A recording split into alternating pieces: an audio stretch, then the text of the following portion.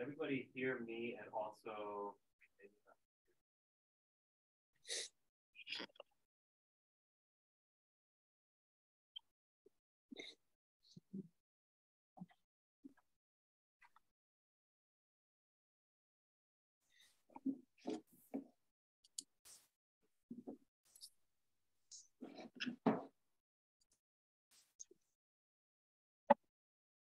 Can you guys hear me?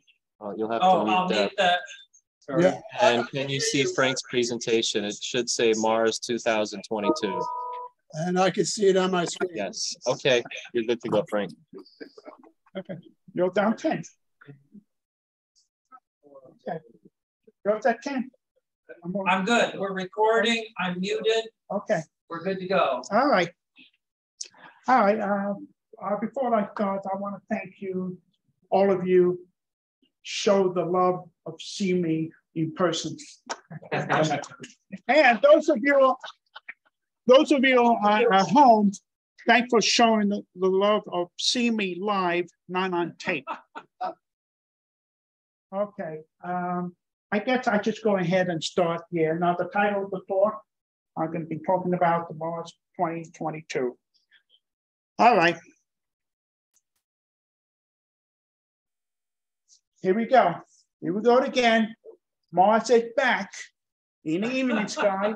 It's our good old friend here. As you know, that Mars is getting bigger, it's getting brighter, and rising early each night toward the December 8th opposition. So that's why I'm going to be talking about it. So, but I'm pretty sure many of you are science fiction fans, and I'm pretty sure you have a favorite Martian movies or something like that when you were growing up or even now. And I know the like Invading from Mars, The Wizard of Mars, The Ghost of Mars, Mission to Mars, The Planet Mars, The Last Days of Mars, and all that. I'm pretty sure you have, yeah, I'm pretty sure you have a favorite. Well, my favorite is The Angry Red Planet. And I remember when I was a kid, this movie was made in 1959 and in color. And I had a black and white television back then. I remember when I was like 19 years old, and I was terrifying to see with my brother. It'd be creepy and spooky movie or something like that. But here's some snapshot. Of course, this actress, Laura Hayden, she's a very fine actress, and she's one of the astronauts, one of the 4 astronauts that went to Mars. But the story is about, they came back to Earth, only 2 of them survived. They came back to Earth, and she was traumatized that, you know, she didn't remember what happened. And while she was in bed, she was telling the story and to have all the flashback and to show what happened during the time that when they went to Mars. And this is some of the picture that she was screaming, look out the window. The Martian has a disfigured face or something like that. Really creepy here. This is the scary part for me. Oh yeah, this is very creepy here. And I remember I saw this scenery where this looked like a giant spider or a crab or looked like a bat or something like that. And the scenery is very creepy. It's reddish and it's like jelly type scenery. And I remember I went to sleep, I had my head on against the pillow. That's how scary it was. I'm just going to jump out of there. So anyway, all the science fiction movie about Mars, you know, because it's very similar to Earth. Well, it's got the Earth-like Mars, and it's got a similar rotation, the axis, and you know, it's a little smaller, but it had the same kind of rotation. The Mars day is 24 hours and 39 minutes, as opposed to 24 hours our time here on Earth. And it's just a little slower than Earth. I want to keep pressing the wrong button. Okay. Mars day, the 24 hours, 39 minutes, and it rotates only 350 degrees the angle, 24 hours our time.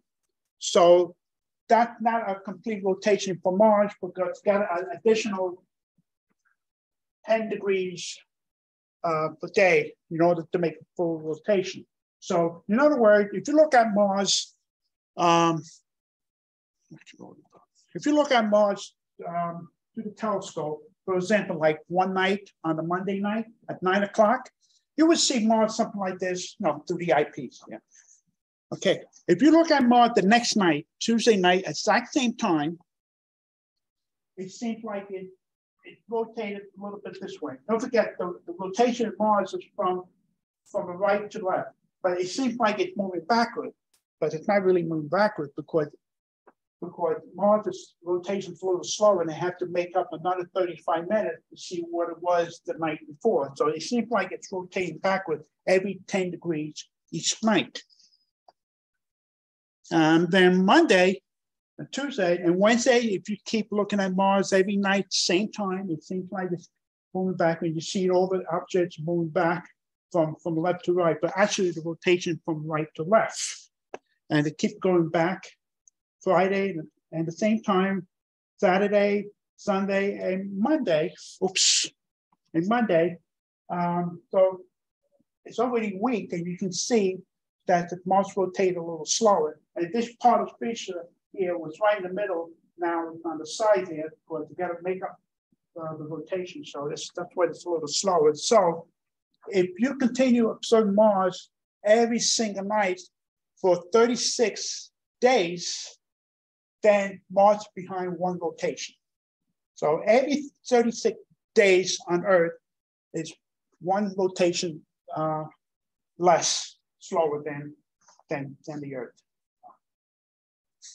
All right, I'm going back a little bit when I was a kid. I observed Mars many years, even when the dinosaurs were around. So when I was a kid there, I remember during the favorable opposition, 1971, August 1971. I remember my brother was telling me, when you see through the telescope, draw down on a piece of paper, draw what you see, describe what you see and all. And I make my first sketch in color.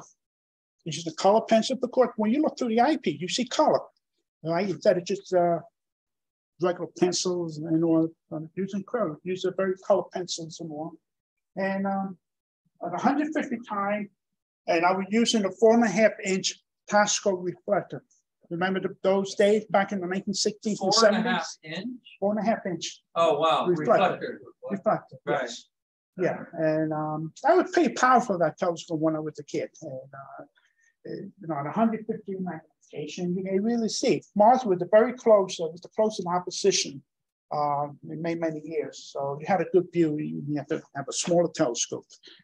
Again, a week later, and I'll sketch it again. And you can recognize the well feature, certain measure. And it's the most prominent feature you see on Mars. And it's like a triangular shape, and very easy to see through the small telescope. And of course, you can see the polar cap here.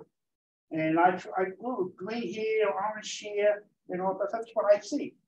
And it's 150 times magnifications. So not bad for a kid, the first thing it looks like. But then in 1973, I'm a little more, a little older, a little more advanced, and then I use, see the same thing. It's not like a little bigger, because I'm trying to add more detail. This is back September 12, 1973, and here some of the features strictly measured. Yeah, and I even describe it as, I don't know how well can you see when you read it, and I even put the time, 4 hours universal time. So as a kid, 14 years old, I already know how to calculate the universal time. And put the mile, 48.5, I put minus 1.5 magnitude, and then the longitude, 230 degrees, and again, I describe here. So, already learned, what you see. Okay, I continue here, thinking October 3rd, 1973, 4 hours universal time, and you can see I even took a mile, how many miles away, and 20 arc second diameter, so it's pretty big, and -2 magnitude, so Where did you get that information back in '73? I don't know. I don't remember. Sky and Tel, I think from Sky Telescope. right? I believe. Yeah. Yeah. I mean, it's all on our iPhones now. Yeah. But No. that's really interesting that you had it back then. No, even counting the longitude, 7 degrees longitude there. It's almost 50 years ago. I mean, I don't really know. I must have got some. Oh, you must have gotten it off the internet. Yeah, maybe. Yeah. All right. I got some source, I think from Sky Telescope. They have an article on how to figure out convert it from local time into universal time, and how, you know, and the magnitude, and also, and the pole cap is still visible, but it's shrinking. Yeah, because summer's approaching in the southern hemisphere. Well, I'm going to talk a little bit more about it. No. And again, October 13th, 5 hours and 30 minutes in the verse. That's about 12:30 in the morning. Yeah, so that was on a Friday night, so I could stay up a little late. So I'm not school today, next morning. Okay, so this would give you an example, you know, what it looked like at that time when I was observing Mars as a kid. Okay, moving forward, there's an organization or Association of Lunar and Planetary Observers. It's a group of amateur astronomy study of the solar system. Now, the solar system consists of the sun, all the planets. Also, it includes asteroids, comets, aurora, asteroids, and so forth. Any related solar system object is under Alpha. They divided session. They provided all planets section like Mercury, Venus, Earth, the Moon, Mars, Jupiter, Saturn. The remote planet section would consist of Uranus, Neptune, Pluto too. And I have to have a comet sessions and a lot of it. And of course, I'm under a lot of Mercury sessions, but I'm a Mercury coordinator. And so I collect observation, I analyze and I report to the journals and so forth. So it's a very well organized organization. So they got a lot of, back in the 60s, there was a lot of members that became professional astronomers. So it's a very good group to join. Sometime when I mention alcohol, a lot of people think I'm talking about the dog food, but you know, I'm talking to people in general. I mentioned alcohol, they didn't know what I was talking about. It was a short word for Associated of Lunar and Planetary Observers. So I'm sorry I have to show that, but you know. That's really ugly looking. Yeah. Okay. All right. Once in a while, I have, something that I did. It covered the front page of the Journal Associated Lunar Planet Observers. It published every 4 times a year, roughly on every season. For example, back in the spring 2010, we have a observer, the late Don Parker. He's one of the finest. He's a pioneer planetary photographer. He was starting using films and all. He was one of the first members that were using such advanced techniques at that time to get fabulous images of the planet using film. Then later on to CCD as close to the 1990s. But back then, at that time, we were observing Mars at the same time. On January 23rd, 2010, we nearly imaged Mars at the same time, independently, without even know it. This is my image, and this is Don Parker using the 60-inch telescope, and I'm using the 10-inch me. Look how much similar. Very similar. Those are clouds here. All right, they're like little white cotton balls here. And what you see here is the same thing you see mine here. So it's good to verify each other. Yes, I did the same thing what he did and what I saw, what he saw. And that's very good. This is one of the finest way to show, how can you verify what you see on Mars or what you image, so And what's astounding is he's in Florida with superb seeing. Oh, okay, yeah. And you're here on Long Island, so that's astounding work. Well, you know, in Florida, I tell you, the majority of the planetary imaging in Florida, they get great images. Okay, first, they ride very high in the sky. All right? And secondly, the seeing condition is much, much better throughout the whole year because of the tropical weather. And they have very few cold fronts that go that far south in Florida.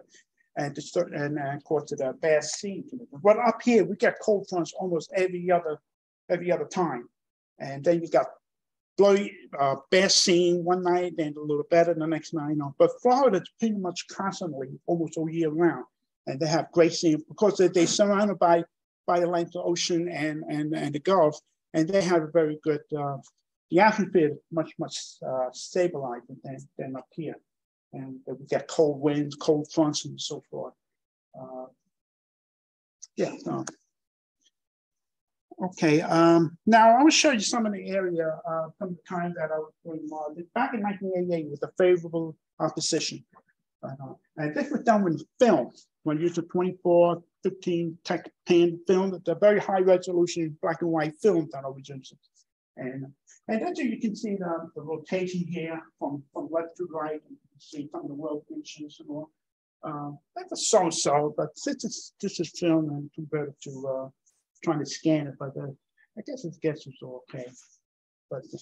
But as improved as the time goes on, and 2003 there was another time where Mars is very favorable, showed very favorable opposition, and you can see the rotation. And I put this is about a month of work, and each time, each night I put it together, and results an animation showing the full go. So that's just roughly what you see back then. Next one, 2016. Then Mars is the 2016 apparition wasn't too bad, but it was low in the south and all. But then you can convert some of the images, and you can see some world feature and also they one full rotation shown from May 17th to June 23rd, 2016. So this is roughly a month of work to get into there and make it and put it in order. Okay, summer 2020, the last apparition, 2 years ago. So just to give you an example, what it looked like to the telescope when the view is really good. All right, and sometimes you put the date here, the date, the time, the central meridian, the longitude, and you put the name here.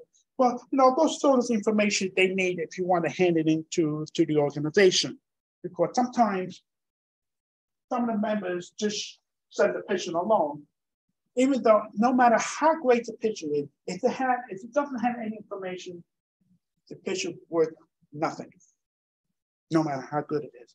So it's always a good idea to provide information there. And of course, I have seeing condition there, but I don't put it in. But that should be included also in the type of camera and also. So this sort of information you need to put in order to have the more viable pictures. Okay. All right, let's put another perfect example. September 27, 2020. The scene was pretty good at that time. All right, then it's information here. Now, the largest, this is the orbital longitude of Mars, the orbital degree, 250 degrees, deep and for diameter in second of arc, 22.2. The seeing conditions, 7, 10, 7, 10 at the best. So 7 is pretty much average, above average. Then you have a time, universal time, the central meridian, and the type of camera and the type of filter. We're going to explain that later. And this is the color, and you see color and black and white. Sometimes between color and black and white, they may show a little different resolution. Black and white imaging always show a little bit better because they have the contrast to play around with it, and you can really bring out the detail. And so forth. color. So this is the one-shot color. All right, and they're good also, but sometimes it depends how well you're taking. The black and white just always shows a little bit better. Most of the time, but not all the time. Okay, this is one of the fine shots. This is certainly major. Right here, you can see all the details. South pole cap here. If you look carefully, you may see a hood here pointing down. And also to put the direction, south is always on the top, and east to the right. So it's flip-flop. Because as a rule, it always have south on the top and east to the right. Because that's where you look, that's where you see through the telescope upside down, right? So same thing. Okay, it's another shot here. You can see tells here the polar cap is getting smaller. You know, if you look carefully, you can see the North Polar. Because this is summertime here and the winter here. You don't see the polar cap, the North Polar cap, because it's on the right side, but sometimes you see the polar hood. Polar hood that's on the atmosphere. It consists of water ice, and it's formed during the winter. Now I can explain that.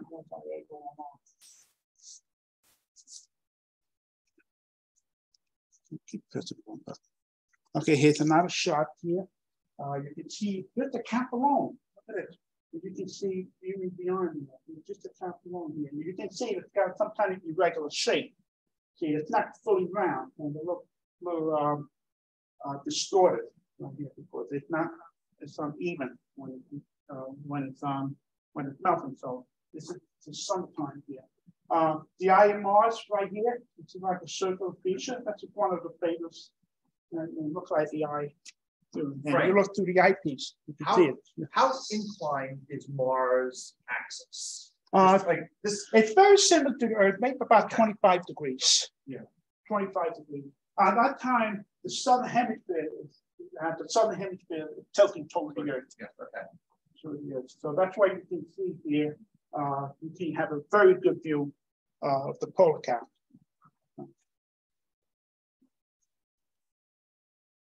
Okay, all right.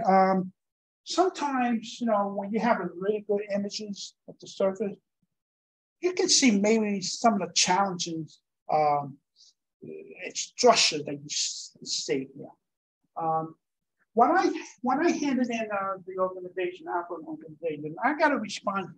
Two people recognize that something that's there that is worth to see. All right, this is one image here. Okay, if you look over here, this section here, it looks like it's some kind of like a canal, like you see all these dark blotches here. They call oases. Oasis is like a small body of water, but I explain that later. And you can see all this, everything that connected. It's like a little web here. And here's the close-up shot here. You can see here, all this line here. You can see that here, line here. Look like there's some kind of connection here. And this picture, I'm able to, you know, the lines here, you can see that connected here. Now, what I'm trying to say, show this here, sometime, especially during the early 1900s, late 1800s, 1900s, there's a lot of controversy about a canal on Mars. As you can see, a lot of lines connecting one another. It seems that some kind of intelligent being trying to dig it in for the canal to collect water from the polar region, and to show that Mars looked like it's a dying world. As a matter of fact, it does look like a dying world when you look through the IP. But back then, we don't know any better. Okay, and they think actually it's the thing that the body of water. They call oasis. They think it's the body of water.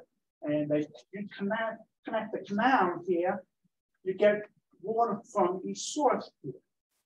So it could be an illusion visually, but under the very high resolution, very high, under the excellent C condition, you may be able to see something like this. It looks like a little something mildly breaking up like a line here. The reason you see that this is not because of it looks like a canal.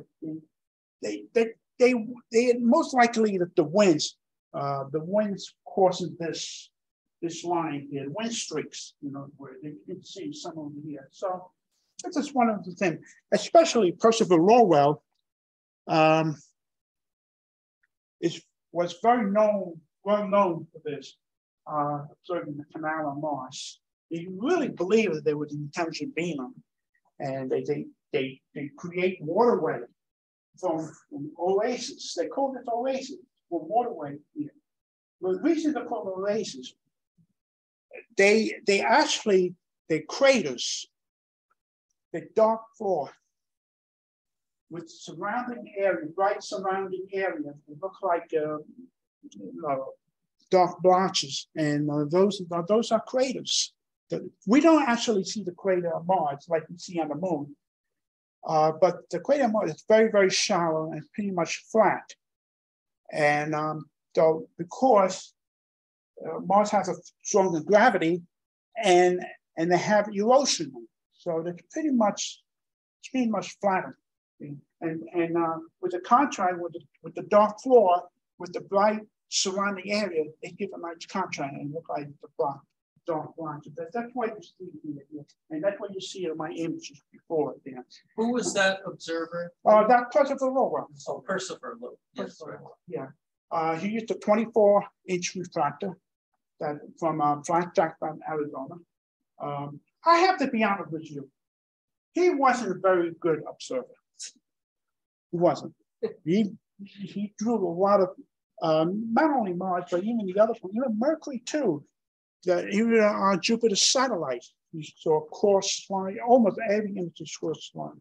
But there's a lot of stories to it. It could be something in his eyes, but that's another story about that. It could be a story, it's the illusion or something like that. And what you see, the blood vessel inside the eye is the reflection from the lens, and you see inside his blood vessel from the reflection of the lens. And that's where you see all this cross, and he believed that's what he saw. Hit another picture here, another drawing. Look at all these canals here. He remember it. So for the application, his solid rocket, the eye of Mars, all this line here. Of course, we don't see that. But, in those days, they believe it.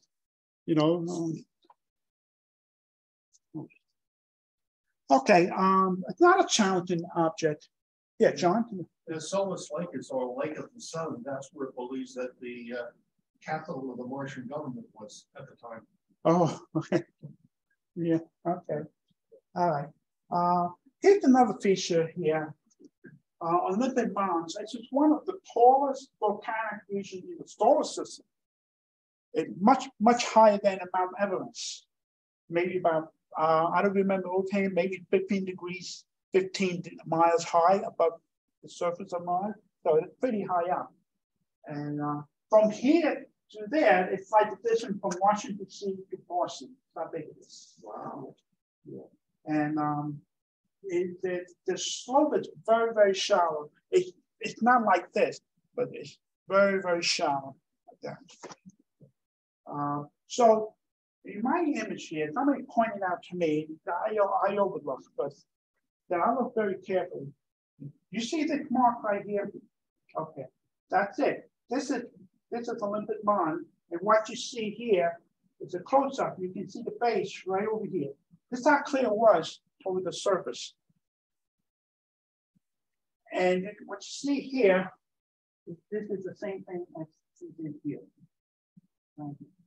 It's not clear was, the surface was very clear. It was free of dust at that time, but there was no Martian dust storm, nothing. So it was clear down to the surface.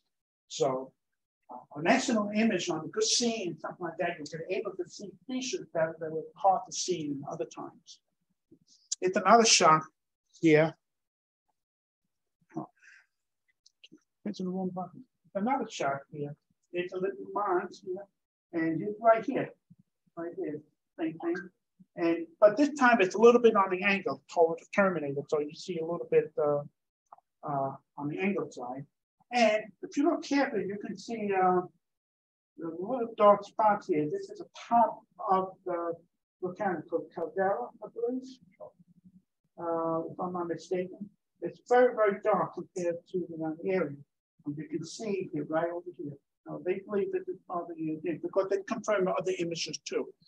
So they can see it. Yeah.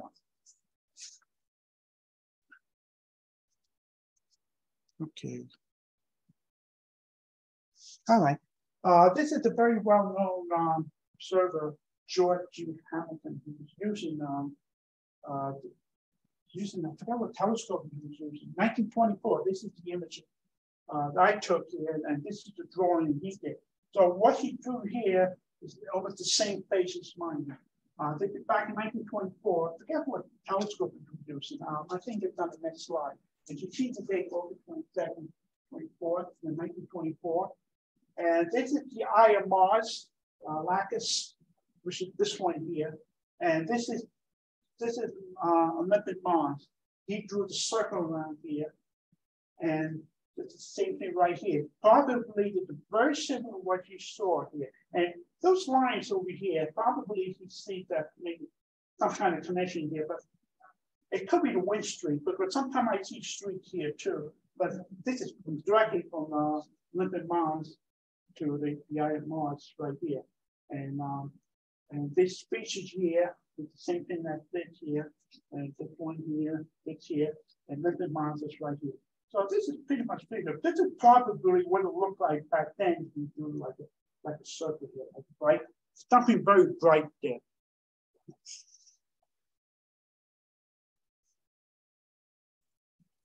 Okay, here's another one here that's not a challenging observing that I did.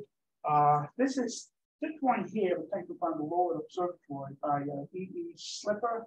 He took this in 1926, and he tried to point out there's something that he's checked here. And this is the drawing of the guy that I showed on the previous slide, G.H. Hamilton, and he drew something like a canal right over here, something over here, there.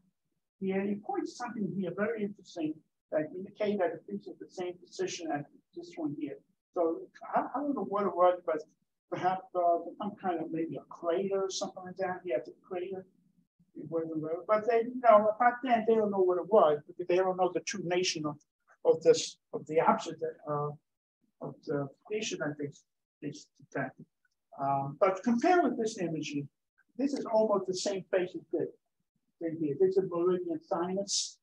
Here. Now this is a close-up shot. What you see here is the close-up shot. If you look carefully, you can see those lines here. If somebody pointed out too, line here. Those look like there's some kind of connection. You can see what I see here. Yeah, it looks like it's some kind. It looks like a streak, like look like a canal network, something like that. And it's the same thing like here. What you see here, there. Those lines here. But I'm not too sure if that's the same thing what he saw, but he has a very similar appearance that on a very high resolution, it's possible you can able to see something like what they saw back in the old days. Most of probably the wind streak. Yeah, the look like it's a connection here. It's really interesting to find. And now, with Mars, it's really that close. You can see some of the challenges you don't see other times. So. I'm really interested in looking at all of the reconnaissance stuff. What's that? There's any number of Mars spacecraft orbiting Mars. And they think that's something like that? Well, when doing a very close-up, everything just spread out. And the contrast, they lose the contrast, everything is spread out. It's very hard to detect something like this from the spacecraft. Because they see the topically surface, they see craters and surface like that, but nothing like this. Nothing like this. But don't forget, you see this, you see this on one time, but you may not see that on another time because it changes. Okay, this is the view, the Valley of the Mariners. This is the view from the Viking, over the Viking. orbiter, right in orbit. What you see here is the same face in my image here. Now you can able to identify it. This is so close here that I can able to make it out some of the features here. This is the most biggest canyon on Mars. This stretch almost the size of the United States, from one here to one end to this end here. Like I said before, you see those dark blotches that I mentioned before? Okay, this is a crater here. All right, they're not oases, like they saw with the body of water. Those blotches right here, you mentioned right here, it's the same thing right here. And those straight here, it's the same thing right here. The floor here is very dark here, and they have enough contrast to show really, really sharp. Those branch right here is the same thing as this here, and this is the same thing as this side here. So this is an example that once you get a good image, you can see the surface really clearly here, and that's very interesting to match what you see here, because because they have very dark crater floors and canyons very dark here. That's why they show the contrast really well, and it picks up really well. Okay, once in a while, when I have enough image in one night, I create a short animation. You can see it rotates here and show it backwards here. And I do something like that when I have enough image in one night. Okay, now this is a full rotation of Mars. You can see all the station moving from left to right. And yeah, it's all, well, there's no dust storm at that time, so the detail is really, really, really clear. Yeah. And this is from September 20th to October 31st. So it's roughly about 5 weeks. This is, when I took this image of Mars the same night, same time each night when I'm out there, and you can see it rotate. Now you look at the photo cap. You can see change the size. This is summertime here. That time when Tiffany told us, and you can see the size will change. Okay, now let's talk about this year, 2022. So there's a very good apparition coming up, but it's not as good as 2020, 2 years ago, but there's a lot of pluses there. Okay, you always hear, when Mars gets close to Earth, you always hear something like Mars is going to be big as the moon, right? You always hear that. Yeah, of course. But through the telescope, you will need a magnification 100 times to see Mars as big as the moon through the eyepiece and look at the moon at the same time. You need at least 100 magnification. Mars in 2020 was a little bigger. Probably you need 75 times magnification, because it's a little bigger, but this year it's a little smaller, and you need 100 times. So I guess, yes, it's big as the moon if you look at Mars and 100 times magnification. Okay, here's a few things that break down. The opposition will occur on December 8th. So this is about 5 weeks away. The closest would be December 1st. Now, why December 1st and opposition December 8th? Well, as a general rule, at opposition, that's when the planet is the closest to Earth, right? Well, maybe not in this case, not with Mars. Mars has an elliptical orbit, okay? At some point in the orbit, it's close to the sun, and another point of the orbit is further away from the sun. Now, when the Earth is approaching Mars, Mars is moving away from the sun. It's heading toward the furthest point, furthest away from the sun. So in other words, when Earth is trying to overtake Mars, At the same time, Mars is moving away from the sun, and just before opposition, it would be the closest. But then a week later, at December 8th, Mars would be a little bit further away from the sun, while the Earth is still going straight. So that will pull out a little bit more. And Mars will probably, it's look the same side, but it's not going to show too much difference. But the closer between the closest and the opposition, you're talking about maybe 1,000 miles. So it's not, 1,000 miles doesn't mean nothing in space. So it won't be too much difference. But on paper, the closest they're going to be at December 1st, which is a month from yesterday. It would be 52 million miles. Okay. How big will it be? Well, it will be 17.2 arc seconds. It's not very big, it's not very small, but compared to Jupiter, Mars is a lot smaller. But in some sense, this is considered intermediate opposition, which means it's between favorable and unfavorable. When it's favorable opposition, Mars can be as big as 25 arc seconds. When it's unfavorable opposition, it can be as small as 14 arc seconds. So Mars is somewhere in between. So it's a fairly good guide, but you still need magnification to see it well. How bright it would be? Well, it would be minus 1.9. That's pretty bright. Consider this.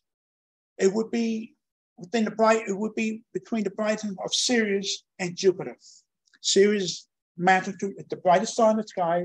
Magnitude is minus 1.4, and Jupiter's magnitude is roughly minus 2.5. So Mars' brightness would be somewhere in the middle. It's still a fairly bright star, and it would be, without Jupiter, Mars would be the brightest star in the sky. Now, how high Mars would be? Well, it would be 25 degrees declination, plus 25. So Mars is pretty high, it would be nearly overhead. In Florida, it would be exactly overhead. So there's a bit plus there because you can observe Mars really well when it's high in the sky, and you really can see it really good, in spite of the smaller apparent disk diameter compared to 2020. How high would be compared to 2020? Well, it would be 20 degrees higher in the sky than 2020 apparition. So that's good. So we should have a fairly good view.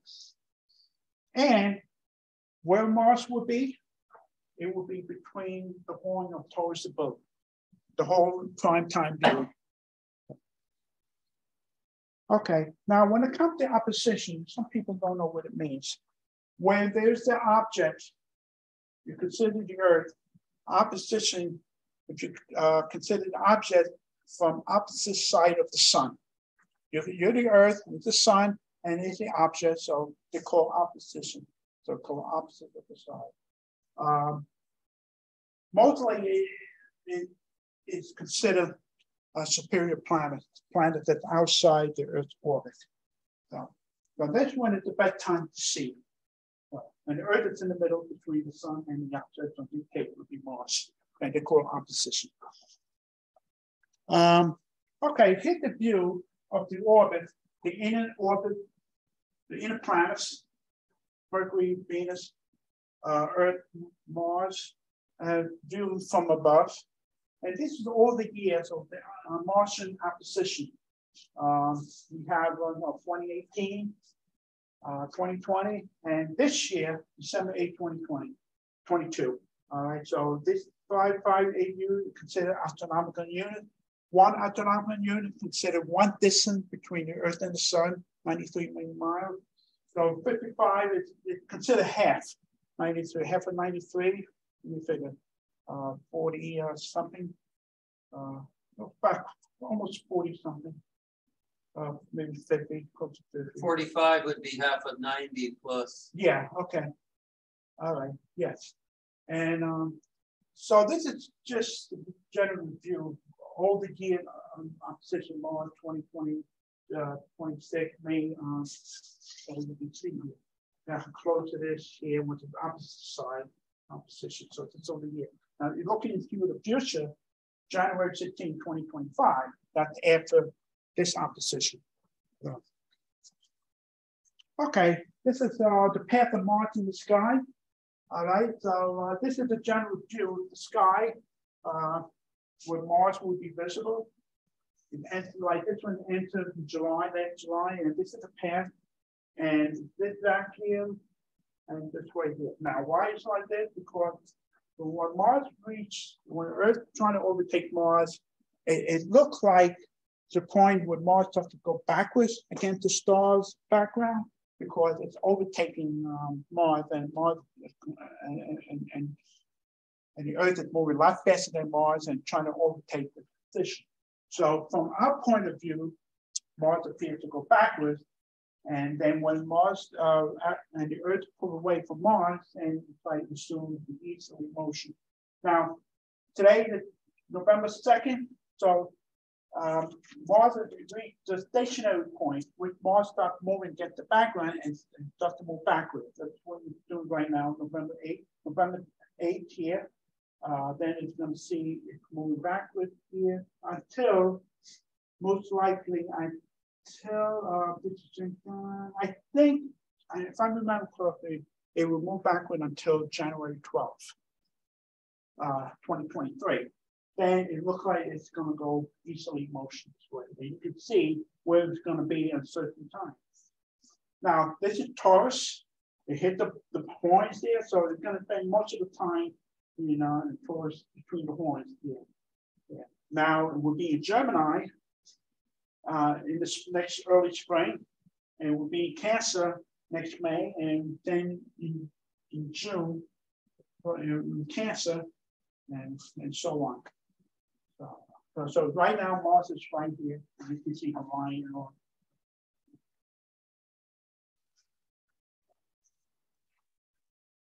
Okay, here's the close-up shot. Now you can see it better. All right, this is a close-up shot of the end, the prime time viewing. See the direction. Now, this is a very excellent project. If you have a camera, you don't need to be tracking a camera on a tripod, a wide angle, and you take picture, you take image of Mars, whatever the clear night, you can see it moving this way here. You have constellation Taurus right here with respect to the path of Mars. That will be an excellent plot to show it move between the horns of Taurus and go this way here.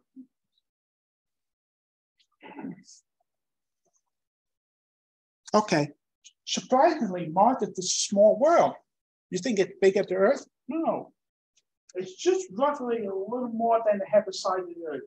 Mars has a 4,200 mile diameter, and compared to the Earth is it's 7,900. It's changed something like that, 7,900 miles.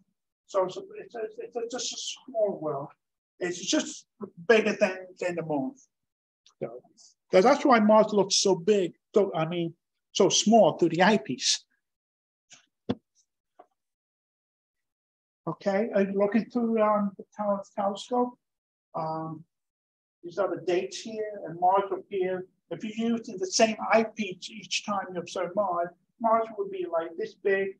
Yeah, then that time on November 10th, which is next week, Mars starts to get a little bigger here, and our position, December 8th, will be this big, and then gradually start to get smaller, and then next February will get smaller.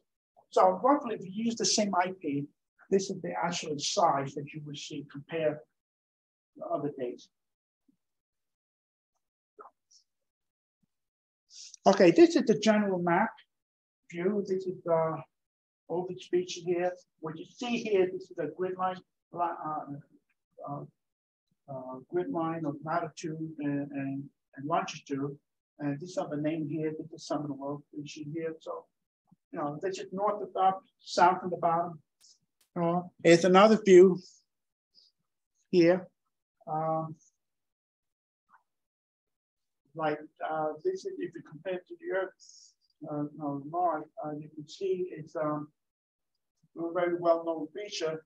And this section here corresponds to this here, is certain major here, right here. So this is what you see here, what you see over there. These are all features by a market zone. And of course, look carefully, it's your curiosity. This would land the rover, which would land right here. It's just north of the selected equator. And so they have some other rovers that land here. Perseverance land right over here, just on the east side of certain major, right here on the northern hemisphere. I think Opportunity, I think lands over here somewhere, and Spirit rover land Meridian Sinus, right here. And the Pathfinder land over here somewhere, and so forth. And the Viking, I don't remember anything. I think the Viking 2 land over here. The Viking 1 probably land at this site. So yeah, this is a general view of the map here. And also, this is you always see this kind of map here. Some a little better than the others, and you can read and see the features a little more clearly. And these are the names here to identify here certain majors. So this is just a view of to identify what you see from the eyepiece. Where did that map come from? Do you know, Frank? I really don't know. It's a lot easier to see details on this than the last. Oh yeah, yeah. And also to identify, what details you see.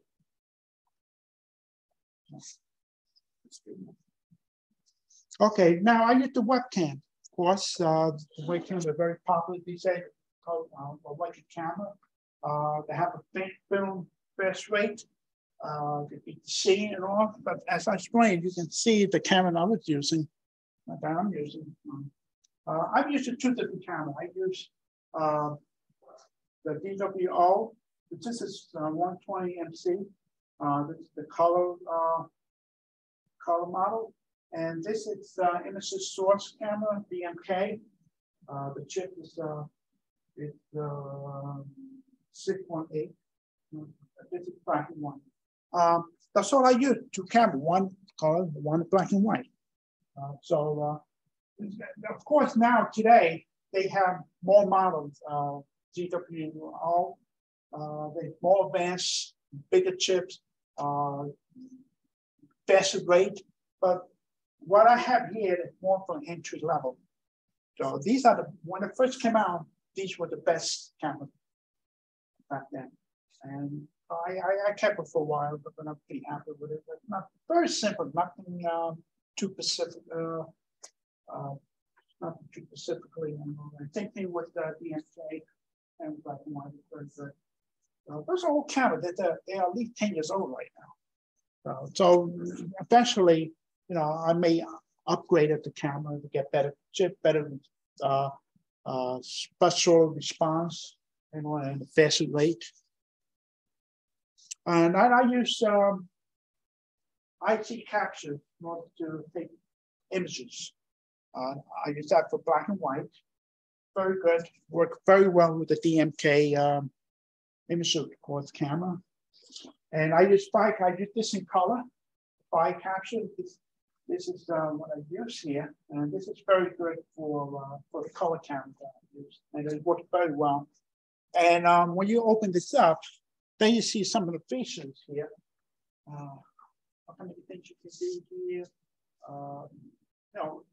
Too many to mention anything, but you can do anything depending on what plans you're taking. You can check the camera, the exposure, the gain. You can pick the planets that you're observing, like Mars in this case. You have Jupiter, and if you go back to Mars again, they set up the memory of what you left off, and tell you how much hard drive you have left. And these are all the things here. You can auto-liner, recycle, cut out dark frame. You can do anything here. And this is one of those ships. It looks a little strange there, but Frank, what's the difference between gain and exposure? Gain exposure. Oh, the exposure is the shutter speed. Oh, okay. Okay. The gain, it controls the brightness of the object. Gain is like ISO. Oh, okay. All right. Thank you. And a gamma, it's like just the contrast, the gamma. And over here, the milliseconds, you can just show the depend on the brightness. And you know, it takes a while to learn all this, but you learn as you're doing it. Frank, are these for single image or stacking? What? Single image Oh, or well, no, this is a single image. Yeah. Single image. Yeah. So the Single image never looked good. The program is specifically for what I did was I captured the screen as I was doing this. Right. And this is only one. This is only one frame. Yeah. This creates a video file. Yeah. Oh, yeah. Okay. I got you. Thank you. Okay. Now, after taking the images, now you're ready for stacking. Now you're ready to stack 6 for stacking for black and white because it's very good. I keep my technique very simple. I don't fool around with all this here. I keep stacking. Most of the time I stack about 50% of the total frames that I've taken. So the first 50% of the frame would be the best, and the last 50% would be the worst. So put it that way. So I keep my technique very simple. That's what I use for black and white. So in color, I used auto stacking, and that's very good too. And again, I keep my technique very simple. Whether as you stack it, whether it's going to be on the edge or the globe or something like that, local is just part of the surface and all, and then analyzes, and after that, after you stack them, then you put the button and recycle the engine. Then you save. They have a save button somewhere, my file here, and it's saved here. But this is very excellent. And that's auto stacker? Yeah. Yeah. This is they have so many different versions. Mine I keep 2.68. That's it. I know they upgraded, they're a little more advanced right now, but I kept this file because it's very simple to use. But once you upgrade it, sometimes I find problems. Then you get stuck with something. So this one is very good. It never crashes, so and I'm very happy with this. Sometime, maybe in the near future, if I want to upgrade it, then you have to prepare with something that you're not familiar with. So. If you get bored, you update, and then you'll never be bored. Yeah. Maybe. Yeah. Okay. Now the process, I use Astronomical. This is the best for planetary purpose. All right. I was introduced one of the Apple members. They try this software because everybody get the best images, planetary pictures possible. Once I try this, I never go back to the old one. The old one I used was Registack, but they can able to the process start sharpening, contrast, and all. But I find it's better here. Now, it works well with the deep sky object, but this is more for planetary imaging because you have a lot of you got crop here, you can rotate, you got everything resize and all, and you have a lot of things that you want to fix it up. But it's not really recommended for deep sky objects. Okay, just quickly, this is in the past month or two, about the September 4th, 24th, and already Mars is a little bit on the small side, 11.4, and at the time here, 10 hours, 27 minutes, that's converted to the local time, that's almost 6:30 in the morning. Okay, that's when Mars was visible at that time. Okay, so it's September 28th. Now, if you remember from my email, I said there was the dust storm. Yes, there was the dust storm developing on this part of circle on the other side, but it's not visible on this side, but it was visible. People in Japan, Australia, they were in the front view of seeing a dust storm. And from our side, the dust storm was on the night side, and this side was pretty much clear.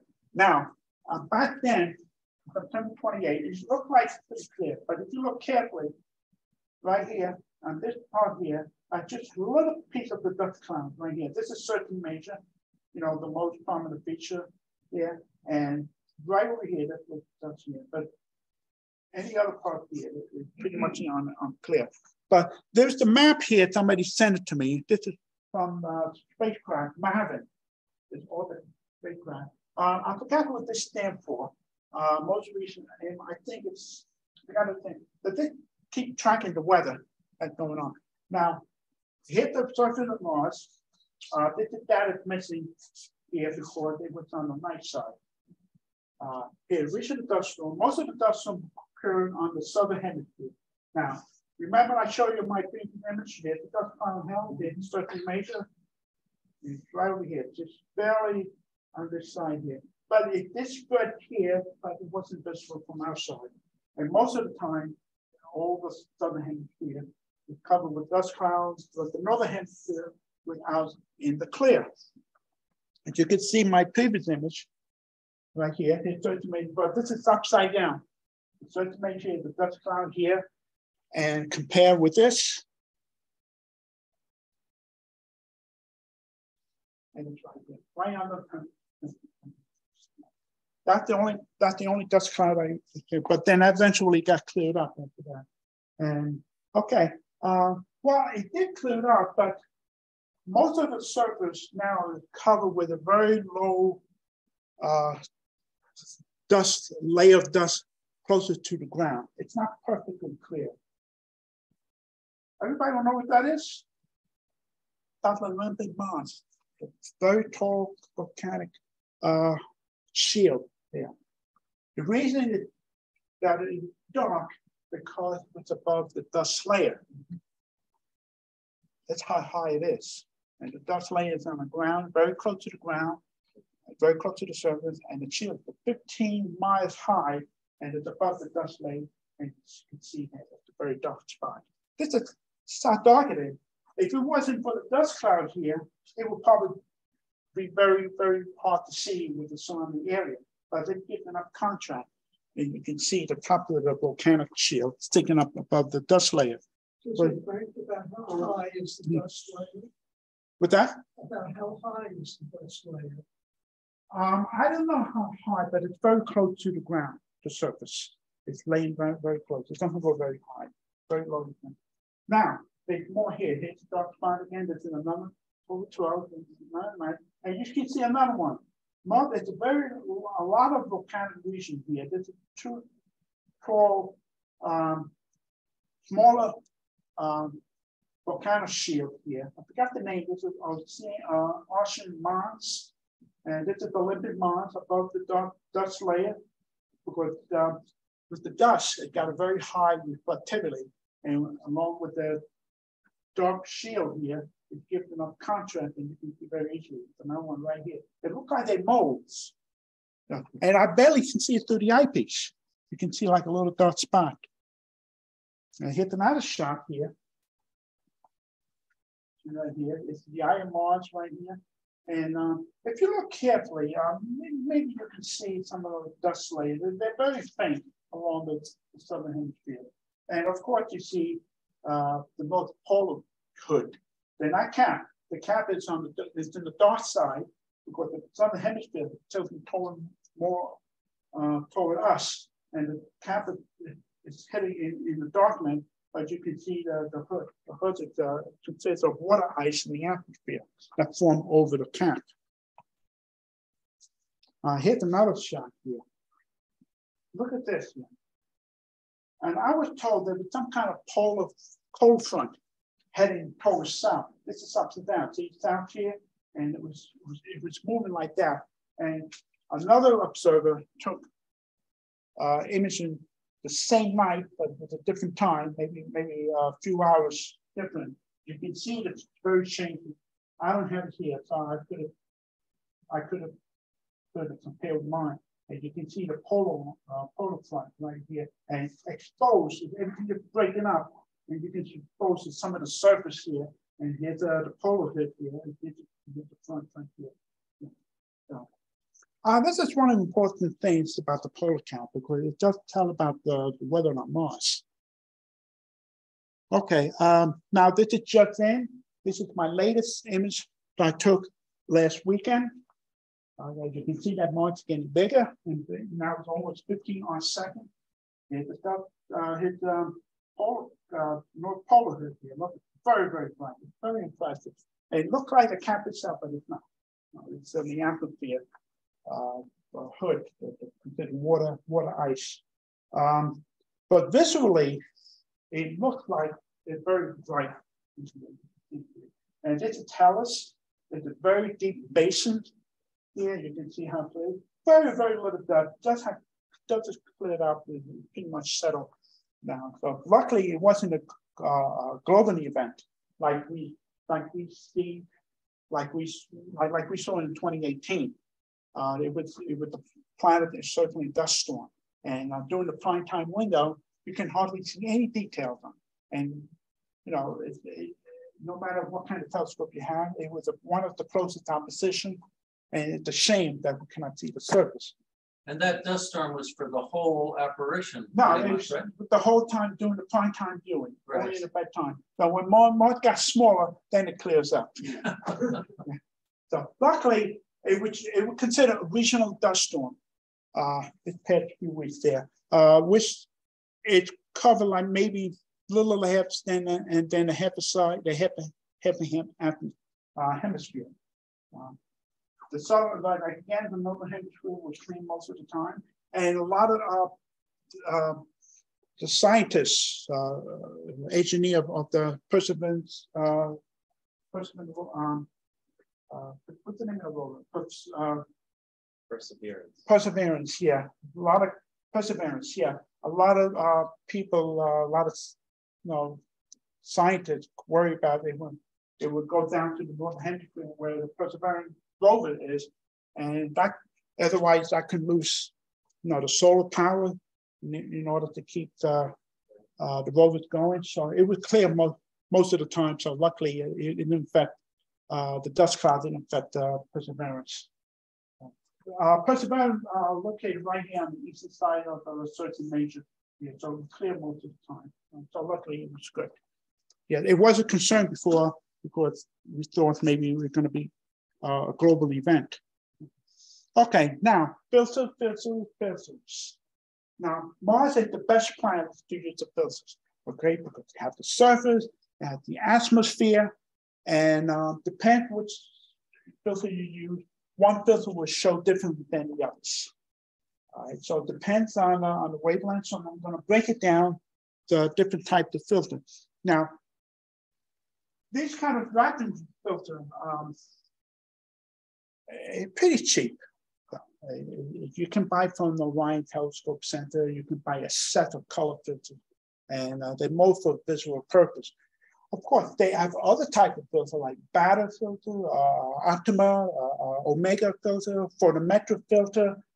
They're good, they're excellent, but they're a little more expensive. They're more expensive, and it's more for imaging. And they have a narrow band pass, and it would be very difficult for using visually, but it's more for imaging. So this kind of filter, all the racking filter, is more for visual use, and they're pretty cheap. And even though it's pretty cheap, I'm talking about I'm not talking about it's cheaply made, but it's a lot cheaper than other expensive filters. Okay, I forgot to mention, Racking 2047, the violet filter. And for Mars, you can search for high blue clouds. Now, the violet filter, it increases the contrast in the upper atmosphere. It doesn't penetrate much through the atmosphere and onto the surface. Now, the blue wavelength, it only covers the atmosphere. And you cannot see the surface too well with the blue filter. Like I said, it doesn't penetrate too much. And the Rotten 47, it's quite dense, but you may have a good view if you cover yourself here and you see Mars through divided filter, searching for any blue clouds, high clouds, whatever. Now, Rotten 88, it's a medium blue filter, much lighter than the violet, and you can see much better and more light coming through. And also to help to detect the high water clouds in the atmosphere, but you cannot see the surface too well, but you only can see the atmosphere. And now you may see white blotches, you may see white layers or something like that. And that depends on the season, and you can pick it up some of the high clouds, Mars. Right now we're going to toward middle of the spectrum, right 58, the green filter. That's searching for melt line around the polar caps. Well, you can see almost all the filters, but I wouldn't recommend it too much with the green filter. But it doesn't show you, it show you like you use them without the filter, because this is because of the spectral. It's very sensitive to what you see with our eyes, and it's the same kind of detail you see without the filter. So, but even with the yellow filter, it's not much advantage using it, because it's more like using without the filter, and of course our eyes is more sensitive to the part of the wavelength, and it doesn't show much difference with the filter, with the yellow filter or without the yellow filter. Now we're going to move toward red, the orange filter. Best filter of all, very fine detail. Now this kind of filter will help you penetrate more through the atmosphere and onto the surface. It makes the contrast a lot better, a lot clearer, and you'll be able to see between albedo fishes and the surrounding area, and you get almost the maximum contrast of the surface. So the orange filter is not too dense, you can see very clearly visually. You can use a high power also. And don't forget, Mars is very bright through the telescope. So the filter helps you cut down the glare, the irradiations, the glaring effect. And so with this kind of filter, the orange filter will help to cut down, and you can see the surface really clearly, the maximum contrast possible. But if you go down the red filter, on the red part of the end of the spectrum, searching for maximum contrast on the best possible surface, detect dust clouds against the dark albedo tissue. The dust clouds has a very high reflectivity, and with surrounding area, you can able to detect the boundary line between the dust cloud and the surface, and you can see where the dust cloud is. So with the maximum contrast with the surface and the dust cloud, you really can see it clearly. But the red 125 is very toward the red.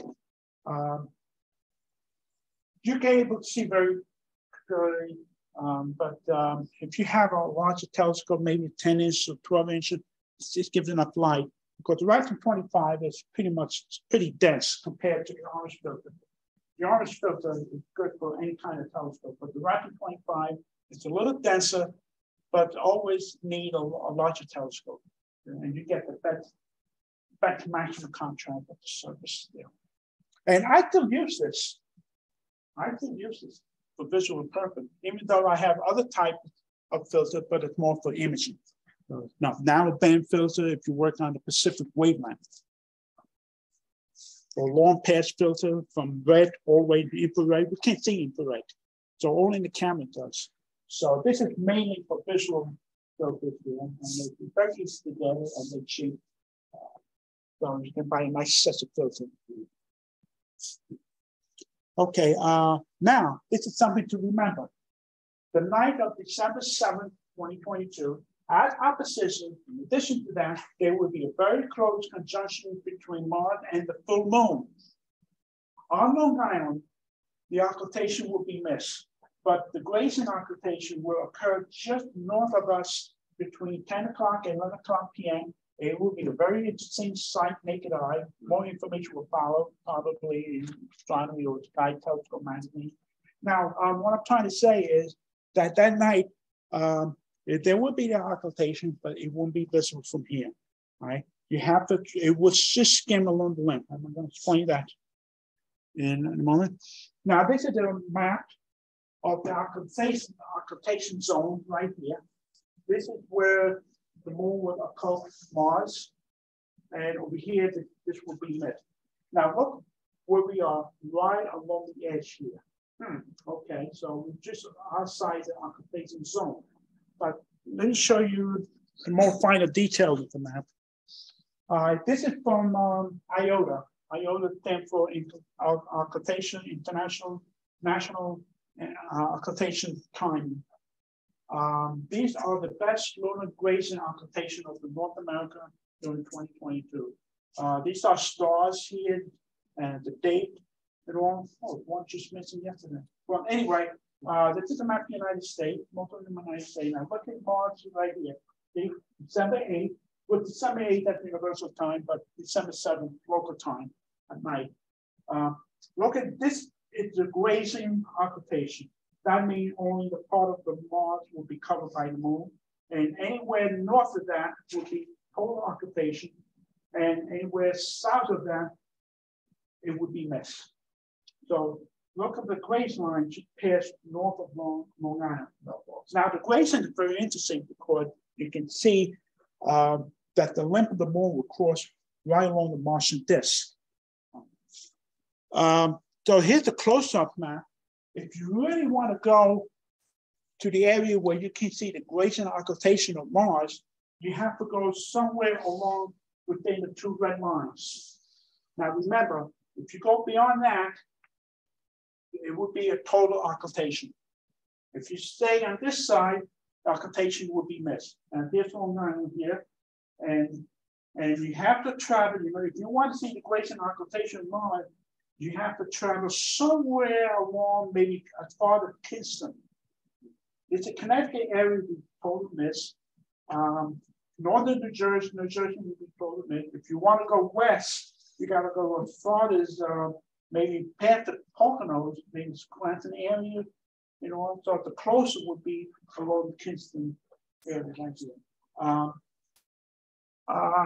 Well, compared to grazing occultation, you will see maybe if you look at it closely, maybe you're able to see the shape of the movement against the Martian disk.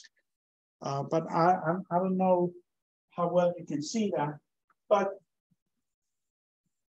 would be more interesting if there was occultation, grazing occultation of the star, because the star is pinpoint. And if you're on the grazing line, it would be more of a solid line, and you can able to see the stars shining through the valleys of the mountain along the limb, and you see the star winking in and out, popping in and out. But you won't see that on Mars. Mars is almost as big as 7 odd seconds. So you will see like it's half hemisphere being covered by the moon's limb, and that's about all. But it's pretty interesting if you want to go, maybe if you go out the group and go along this area here. Would you mention the time? Oh, the time, it would between 10 and 11 o'clock at night. Oh, okay. Yeah. I think maybe Joe Ray would mention, because that's near where he lives in Putnam Valley, Westchester, Putnam Valley. So it's right near to the occultation zone, the grazing zone. So maybe he would mention that. Okay, now, if you stay on Long Island, perhaps you will see something like this. Here's the Martian disk, the moon. It just skim above the limb. Yeah, like this. That's what you see here. If you go further north, and probably Mars will be just on the skim, half the hemisphere will be covered by the moon's limb, and then move south. So this is similar to what you're going to see from if you stay on Long Island. one thing I'd like to mention, it will be very interesting, naked eye. Of course, the full moon will be very bright, and Mars will be bright also. And probably, I've never seen it before. It looked like at the closest possible to the limb, it will look like Mars the moon has a very bright pimple along the southern hemisphere. It looked like some kind of flare or something like that. That would be very interesting to see. Here, John. I saw that occultation. It just skimmed the north pole of the moon. Okay. And it was so bright and so close, it was like closest to 50,000 meters. It was only 34.6 million miles away. Okay, yes. You could follow Mars for hours afterwards. Oh, yes, yeah. Oh, yeah, yeah, yeah. I think 2003 was the closest in 80 years or something like that. And with 25.1 odd second, and that's the largest it can be. Now, compared to Jupiter, Mars is still small yet. I mean, you think Mars is going to be large? Yes, if you look at that, but compared to Jupiter, Mars can never be big as Jupiter. I've seen from Earth. What I did that year is I decided I was going to sketch it. Yeah. So I started going on August every night. Right. And yeah. I got my dynamite tape, and I got a set of filters from Tony Pereira for it. Okay. And I got they had the Mars previewer utility. Yeah. So what I would do is I would print that out, but I'd not look at it. Okay. Then I take a sheet of paper, draw a circle on it, and put the time and the date, and sketch it for an hour, and see what kind of agreement I got between what I was supposed to see and what I saw through the telescope. Okay. Yeah. And I did that every night, or every night it was available for about 6 weeks. Yeah. So it changed a little bit by 10 degrees. Yes, that's what I mentioned. Yeah, they look like follow it the entire month. Yeah. I got pretty good agreement between what I saw on the telescope, what I was supposed to see, and you could see the polar cap shrinking. Yeah. Let's just say I showed you my name when I showed the animation, you see the side change. Like if you follow Mars every night for 36 nights, it's one rotation less behind than when you first started. Yeah. So anyway, so that's what Mars is and the limb of the moon that Mars will look like if you stay on Long Island. So it should be very interesting naked eye. Is that the occultation from 2003? Yes, 2003. Okay. Yeah. October 7th. Yeah. It was I don't know if it was visible from here. I forgot what this was. For hours. You could it was posted on the Alpo website. Yeah, because somebody reported that she here. Also, a copy of what Sky and Telescope or Yeah. Oh, all right. Now the next image. Picture of the day. Next one. There's one question. Will it be clear? I hope so. It'll be very interesting to see. Now let's hope it will be clear by night. How close you can see Mars with naked eye, right next to the lunar limb. Okay. Now, of course, okay, it's my end of my talk, but if you want to follow Mars 2020 Perseverance rover, it's the website here, and almost every day it's been updated. New photos, new images, new research, and also the helicopter too, Ingenuity. I think it's still flying. I think it's still working now. I don't know offhand, but I believe it's still working more than a year.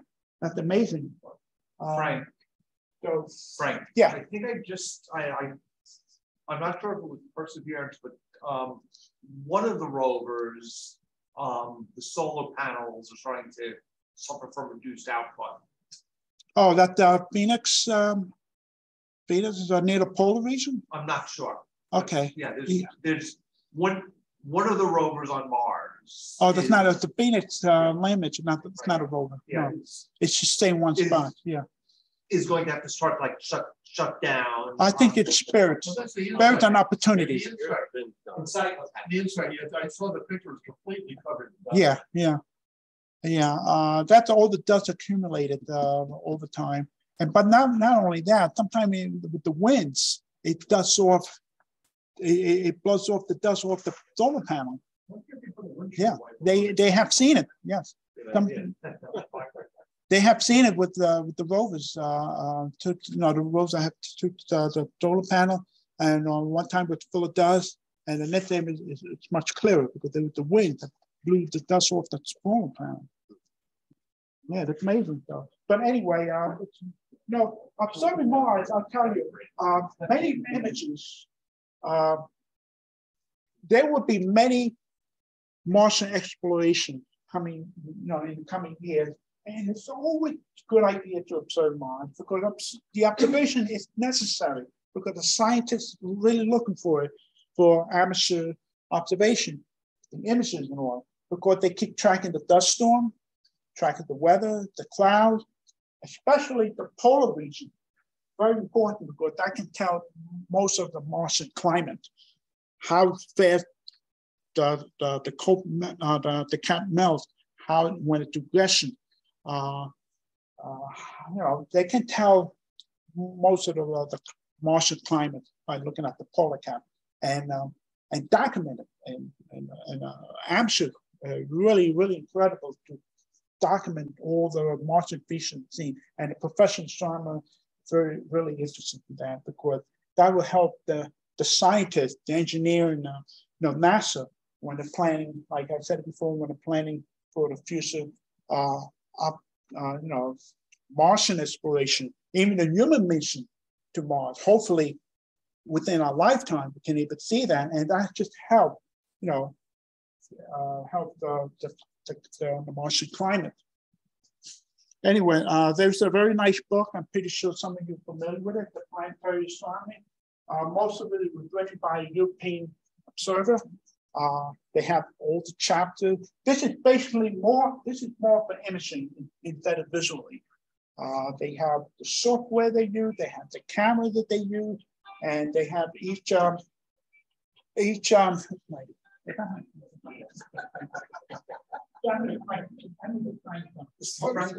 Frank, you're being so rude to our speaker. I know, that'd be the time. Yeah, this is a very nice book. I have this book, and on page 256, there's a little saying about me using about photophotometry, the photometry work I did on the asteroid on page 256. So this is a very, very nice book, and it explains everything about imaging, the camera we use, and the software, and the processing, and so forth. It's written by the European amateur astronomer and expert amateur astronomer. They're very good at it. I believe this is it. This is the end, and that's it.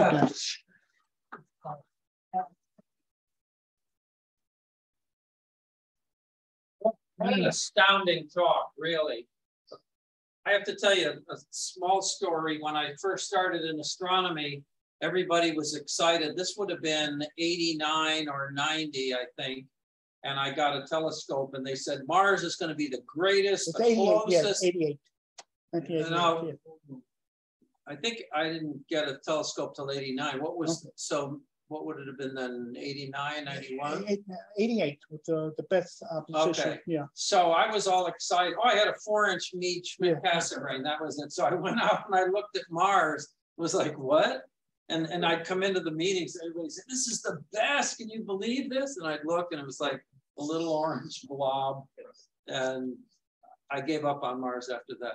One thing I would like to offer, on the last apparition, everybody was going on about how great everything. Can you believe the detail we're seeing? And I go, what? And I get out my telescope. I have mainly Newtonians, but I do have a 5-inch f8 Starfire and a 4-inch refractor. But I started out with the Newts because they're 6 and 8 inches, 10 inches. And I was looking for the detail and I wasn't seeing anything. And so in the daylight, then I cleaned everything and I collimated everything. And at night I collimated it and did to each of the scopes, and the image wasn't any better. And I thought I must be missing something. I took one of the scopes, I think a 6-inch f4, out to John Votes, and he looked at it and he had some things and he said it's absolutely right on, and I wasn't seeing it. So it's like, I don't know. And then a few weeks later, I was up at North-South Lake. Bart Freed was up there with his 4-inch Brashear, and it's an F-15 scope. And, you know, we were talking and he said, man, have you seen the view in here? And I looked in, nothing. And I said, I'm not seeing it. He said, look again. And I looked and I said, Bart, I'm not seeing it. I didn't see it with my scopes at home. He says, wait, do you have cataracts? And I said, yeah, I do. And I think they number them from 1 to 5, and I'm at 4. And, but my vision is still 20/20, 20/30. And the doctor says, with that vision, you don't need the surgery. And I said, but I want, so Bart said, fine, subtle planetary detail is the first thing to go with cataract. So if any of you have the unfortunate experience that you're looking in the telescope and you're not seeing stuff, know that if you have some cataracts, you're not going to see what everybody else can see and rave about. That was really a mystery. Yeah. I mean, it had me doubting my ability to collimate my own telescopes. Yeah. But that Mars is such subtle detail between, you know, the albedo. It's very subtle, and you know, if you're not seeing detail, there's nothing wrong with you except I have similar experience, something like that. Back 1973, when I show you my drawings and I show you, you know, a certain time, and after that you don't see anymore. It's not because I, you know, didn't show it. After, if I remember correctly, after October 13th, I didn't see any more detail after that. It was just blank and all, and I couldn't see anything. I had to call my father to see there's something wrong with the telescope. I cannot see anything through the eyepiece anymore. Mars was just like an orange blank disc and nothing. It's just a white blob. And I find out late in that year, it was the dust storm, with the global dust storm. And so I didn't understand at that time. I didn't understand what I was saying back then. Now, Ken? I use Tony's filters